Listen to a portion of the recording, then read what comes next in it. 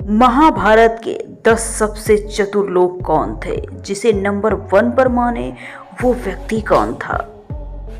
दोस्तों, महाभारत का युद्ध सिर्फ अस्त्र और शस्त्र से ही नहीं लड़ा गया, बल्कि उसमें कई चतुर रणनीतिकार थे जिनकी बुद्धिमत्ता के प्रयोग से युद्ध का स्वरूप बदला जा सकता था। वे सभी एक से बढ़कर एक चतुर व्यक्ति थे। आखिर कौन थे महाभारत के 10 सबसे बड़े चतुर व्यक्ति? नंबर 1 पर मौजूद व्यक्ति की वजह से ही हुआ था महाभारत, और उसकी चतुराई से ही महाभारत के युद्ध का अंत हुआ था। आज जानेंगे महाभारत के ऐसे सबसे चतुर व्यक्ति जिन्होंने पूरे महाभारत की काया पलट कर दी। तो चलिए जानते हैं 10 चतुर व्यक्ति में सबसे चतुर व्यक्ति कौन था। दोस्तों, क्या आप जानते हैं कि वो चतुर व्यक्ति कौन थे? यदि हाँ तो भी कमेंट सेक्शन में बताएं, और अगर नहीं जानते तो अभी जान जाएंगे। लेकिन उससे पहले चैनल को सब्सक्राइब कर लीजिए और हमेशा के लिए अपना बना लीजिए, और कमेंट सेक्शन में जय श्री कृष्ण लिखकर अपनी हाजिरी लगाना ना भूलें। 10 चतुर में 10वें नंबर पे आते हैं स्वयं गुरु द्रोणाचार्य। गुरु द्रोण ने महाभारत में कई रणनीति बनाई, साथ ही में चक्रव्यूह का निर्माण भी किया। अपने जीवन के बड़े बड़े अवसरों को उन्होंने बहुत ही अच्छे ढंग से निभाया। एकलव्य से उन्होंने अंगूठा दान में मांग लिया, ये भी उनकी चतुराई का ही प्रतीक है। द्रोणाचार्य ने अर्जुन को वचन दिया था कि वो उन्हें स्वयं विश्व का सबसे बड़ा धनुर्धर बनाएंगे, और उन्होंने अपने चतुराई के बल पे ही द्रोणाचार्य को मजबूर किया था कि वो अपने अस्त्र शस्त्रों का ज्ञान द्रोणाचार्य को दे। उनकी ज्ञान और बुद्धिमत्ता का अंदाजा तो इस बात से लगाया जा सकता है कि स्वयं भगवान विष्णु ने उन्हें नारायण अस्त्र योग्य माना था, और भगवान शिव ने उन्हें अश्वत्थामा को प्राप्त करवाया था। 9वें स्थान पर आती है देवी सत्यवती, जो महत्वाकांक्षी होने के साथ साथ बुद्धिमान थी, जो कि शांतनु की पत्नी थी। तभी तो उन्होंने अपनी शर्तों के अनुसार ही हस्तिनापुर की रानी के बने रहने का अवसर प्राप्त किया। उन्होंने शांतनु से ये वचन लिया था कि भीष्म की जगह वो उनके पुत्रों का ही राज्याभिषेक करेंगे। हालांकि भीष्म ने इसे खुद ही स्वीकार कर लिया था और आजीवन ब्रह्मचर्य रहने का पालन भी किया, और उन्होंने आजीवन विवाह न करने की प्रतिज्ञा ली। तभी तो वो देवव्रत से भीष्म पितामह बने। सत्यवती के कहने पे ही वेद व्यास ने धृतराष्ट्र, विदुर और पांडु का जन्म अपने तपोबल से कराया था। मित्रों, 8वें स्थान पर द्रौपदी को माना जाता है।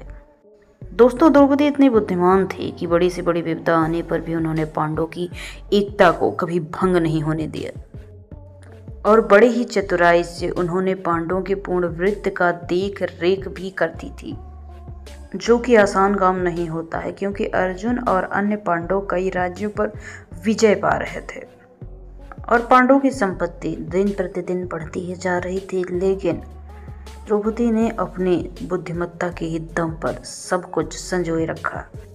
और मित्रों, वो द्रौपदी ही थी जिन्होंने दुस्सभा में कई सारे प्रश्न उठाए थे कि भीष्म पितामह गुरु द्रोणाचार्य अपने कुरु वंश के राजकुमारों के इन अभद्र व्यवहारों से परेशान होकर भी कुछ न बोल पाए।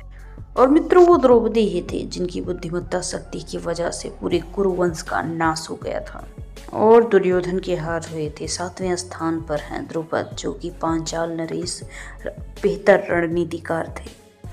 युद्ध लड़ने से पहले वो ऐसी रणनीति पैदा कर देते थे जिससे वो एक साथ कई 100 सैनिकों को परास्त कर सके। उन्हें एक खास कला आती थी जिसके द्वारा वो अपने ही एक साथ कई प्रतिबिंब बना लेते थे, जिसकी वजह से कोई भी शत्रु उन पर विजय आसानी से नहीं प्राप्त कर सकता था। ऐसी रणनीति उन्होंने तब बनाई जब वे एक समस्त कुरुराज को पराजित कर रहे थे। वो पल भर में ही अपनी रणनीतियों को बदल देते थे और वो इन सब में बहुत माहिर थे। यूं तो वो पांडवों के ससुर थे, लेकिन उन्होंने कौरवों के विनाश के लिए पहले से ही मानचित्र तैयार कर लिया था। कहते हैं उनके सबसे बड़े बेटे धृष्टद्युम्न का जन्म गुरु द्रोणाचार्य को मारने के लिए हुआ था। द्रौपदी का जन्म अर्जुन से विवाह के लिए हुआ था, वहीं शिखंडी का जन्म भीष्म को मारने के लिए हुआ था। ऐसे में कौरवों के दो दिग्गज योद्धा भीष्म पितामह और द्रोणाचार्य का वध द्रुपद के पुत्र शिखंडी और धृष्टद्युम्न के हाथ ही हुआ। छठे स्थान पर है देवी कुंती। पांडवों की माता देवी कुंती अच्छे से भाप गई थी। उनके पुत्रों की एकता के लिए उनके 5 पुत्रों का विवाह द्रौपदी से करना अति आवश्यक है और ये उनकी चतुराई का ही प्रतीक है। वही देवी कुंती ही थी जो अपनी बुद्धिमत्ता को बार बार दर्शाती थी। लाक्षागृह की घटना के बाद वो कुंती ही थी जो पांडव की दिन प्रतिदिन की घटना का निर्णय लेती थी। चाहे वो भीम का बकासुर के साथ युद्ध करना हो या फिर कर्ण के सामने युद्ध से पहले ये खुलासा करना कि वो भी पांडव के भाई हैं। कुंती ने कर्ण से मांग लिया था कि वो उसके सभी पुत्रों को बख्श दे। इसीलिए कर्ण ने ना चाहते हुए भी 5 पांडवों को छोड़ दिया था। मित्रों, आपको तो पता ही है कि महाभारत में कई ऐसी परिस्थितियां हुई जब अगर कर्ण चाहते तो नकुल, सहदेव, भीम और युधिष्ठिर का वध आसानी से कर्ण कर सकते थे। मित्रों, 5वें स्थान पर आते हैं कौरवों के मामा शकुनी। महाभारत के सबसे बड़े षड्यंत्रकारी के रूप में इन्हें जाना जाता है। दुर्योधन के साथ वो हर षड्यंत्र में पांडवों के खिलाफ खड़े थे। वो शकुनी की चतुराई थी जिससे युधिष्ठिर अपने राजपाट और अपनी पत्नी को भी जुए में हार गए थे। शकुनी एक बेहतर राजनीतिकार थे, इसीलिए उन्होंने युद्ध क्षेत्र में दुर्योधन को कई रास्ते दिखाए थे जो उन्हें विजय की तरफ ले जा सकते थे। वो शकुनी की चतुराई थी जिसकी वजह से कौरव पक्ष में 11 अक्षौहिणी सेना के साथ युद्ध में उतर गए थे। मामा शकुनी इतने चालाक थे कि अगर महाभारत में श्री कृष्ण न होते तो कई चतुराइयों को पांडव कभी भी भांप ना पाते। चौथे नंबर पे आते हैं स्वयं विदुर। धर्मराज के पुत्र विदुर एक सिद्धांतवादी और चतुर पुरुष थे। उन्होंने धृतराष्ट्र के मंत्री के रूप में अपना कर्तव्य निष्ठापूर्वक निभाया। उन्होंने हर वक्त राज्य की समृद्धि और वृद्धि के लिए राजा को उचित सलाह दी थी। वो दुर्योधन की हर चाल को पहले ही भांप चुके थे, इसीलिए उन्होंने पांडवों को सचेत कर दिया था कि वो लाक्षागृह के दौरान उन्हें मरवाना चाहता है। उनके पास ज्ञान की कोई कमी नहीं थी और इसीलिए आज सभी लोगों में उनके द्वारा रची विदुर नीति बहुत ही लोकप्रिय है। उन्होंने दुर्योधन को भी कई सारे बेहतर सुझाव दिए थे, लेकिन दुर्योधन ने उनकी एक नहीं मानी, जिसका बुरा फल उसे भुगतना पड़ा। उन्हें बहुत अच्छे से पता था कि महाभारत में पूरे कुरु वंश का नाश हो जाएगा, इसीलिए उन्होंने कौरवों का ना तो साथ दिया ना पांडवों का, और वो निष्पक्ष रहे। तीसरे नंबर पर मौजूद हैं स्वयं भीष्म पितामह। गंगापुत्र भीष्म ने सभी वेदों का ज्ञान महर्षि वशिष्ठ से अर्जित किया था। बृहस्पति जी ने उन्हें राजनीति की शिक्षा दी थी और परशुराम ने उन्हें स्वयं युद्ध कला में निपुण बनाया था। वो युद्ध कला के विशेषज्ञ थे और काफ़ी चतुराई से युद्ध की नीतियाँ तैयार करते थे।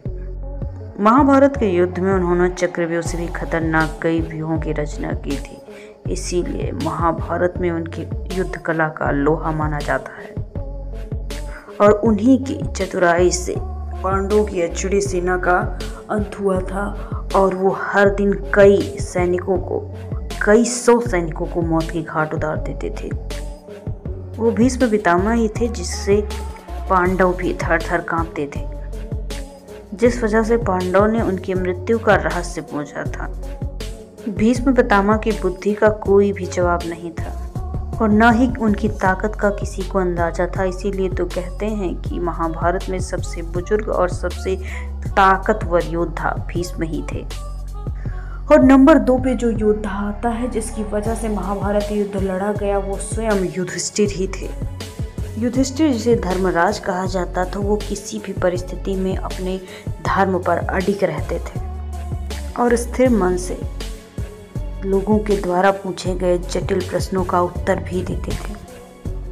वनवास के समय यक्ष के तालाब का जहरीला पानी पीने से 4 पांडवों की मृत्यु हुई थी, लेकिन वे बचे रह गए, जिसके बाद उन्होंने यक्ष के प्रश्नों का उत्तर दिया और अपने 4 पांडव भाइयों को जीवित कर लिया। जब विदुर ने उन्हें बताया कि कैसे दुर्योधन उन्हें लाक्षागृह में मारना चाहता है, तब बड़ी ही चतुराई से वो 5 भाई कैसे लाक्षागृह से अपने आप को बचाकर बाहर निकले थे।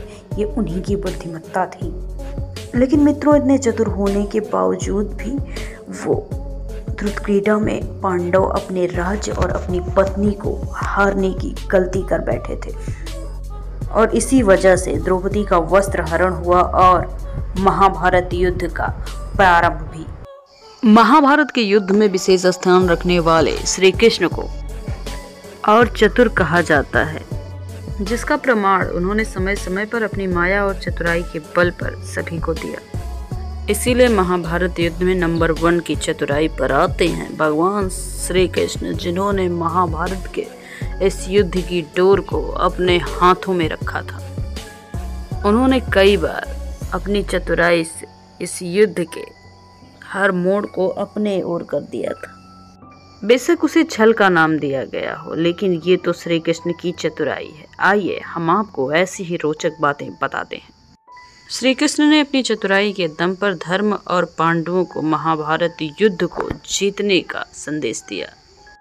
श्री कृष्ण अच्छे से जानते थे कि जब तक कर्ण के पास इंद्र का दिया दिव्यास्त्र है, पांडव कौरव को कभी नहीं हरा पाएंगे, और इस दिव्यास्त्र के होते हुए भी अर्जुन कर्ण का सामना नहीं कर पाएंगे, और शायद इसके बाद अर्जुन भी टिक नहीं पाते। इसीलिए इस महाभारत के युद्ध में भगवान श्री कृष्ण अपनी बुद्धिमत्ता को दिखाते हुए भीम के पुत्र घटोत्कच को उतारा था।